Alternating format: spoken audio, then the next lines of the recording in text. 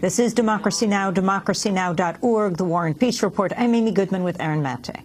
While the 2-week-old Israeli offensive on Gaza has killed more than 600 Palestinians and 27 Israeli soldiers, we turn now to look at the residents of Gaza who have been displaced. The UN Agency for Palestinian Refugees said Monday the number of people seeking refuge at its sites in Gaza has soared to more than 100,000.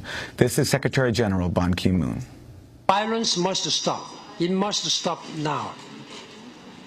All sides must provide the necessary space to aid the victims, assist the wounded, and extend the relief to trapped civilians.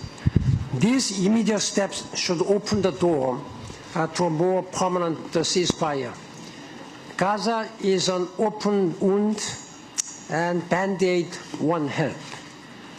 There must be a plan after the aftermath that allows Gaza to breathe and heal. Recovery and reconstruction is more needed than ever.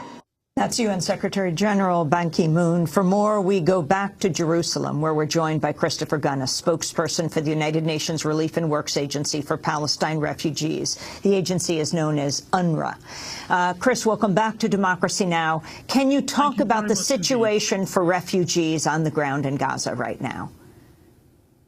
The situation for refugees on the ground in Gaza right now is unimaginably catastrophic. Since that figure that you just gave out, we put out, it's now gone up by 2,000. That's just in the last hour or so, which I think is a testimony to the intensity of the Israeli ground offensive, which has led to a crisis of human displacement. UNRWA is accommodating the displaced in nearly 70 shelters. Our top priority is, of course, food, water, medicine, hygiene, sanitation. But first and foremost, of course, in our concerns is the question of security, because don't forget that in 2008, 2009, we took direct hits from the Israeli army with white phosphorus in buildings which were housing hundreds of refugees in exactly the same sorts of circumstances.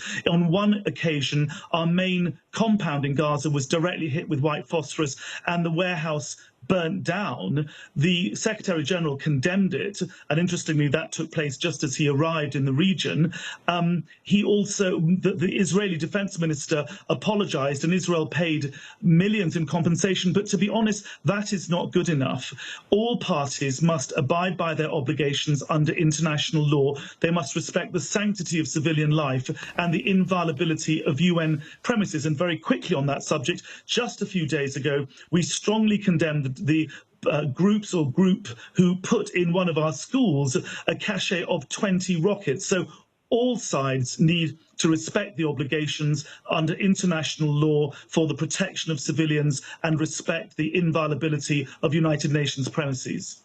You mentioned the targeting of your facilities in 2008 and 2009. Is any of that happening today? Is the Israeli military targeting your schools and your shelters? Well, we have no evidence of that as I speak. An initial report has come through of one of our schools in central Gaza, where internally displaced people had taken refuge, has been hit.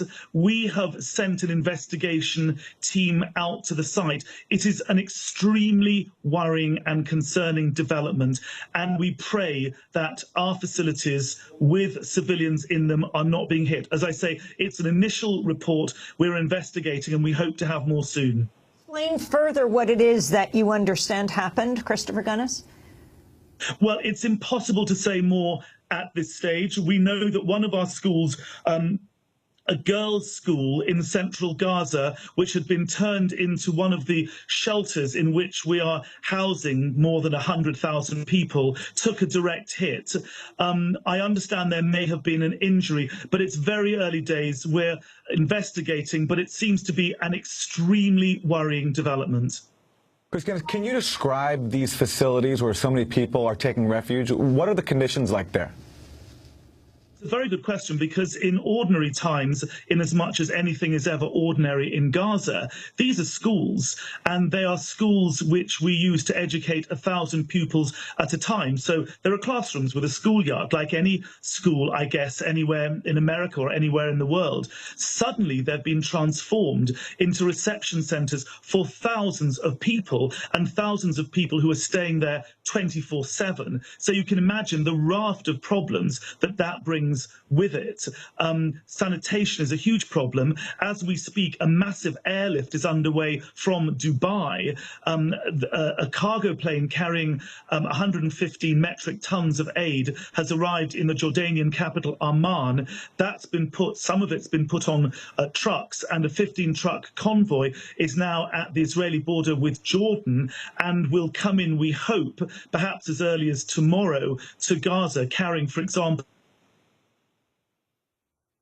blankets, hygiene kits. These are desperately needed items because as we speak, displaced people, the hungry, the needy, the sick, the elderly, babies, women, the dying are streaming into our facilities, and we desperately need money principally, but also in-kind items such as these coming from Dubai.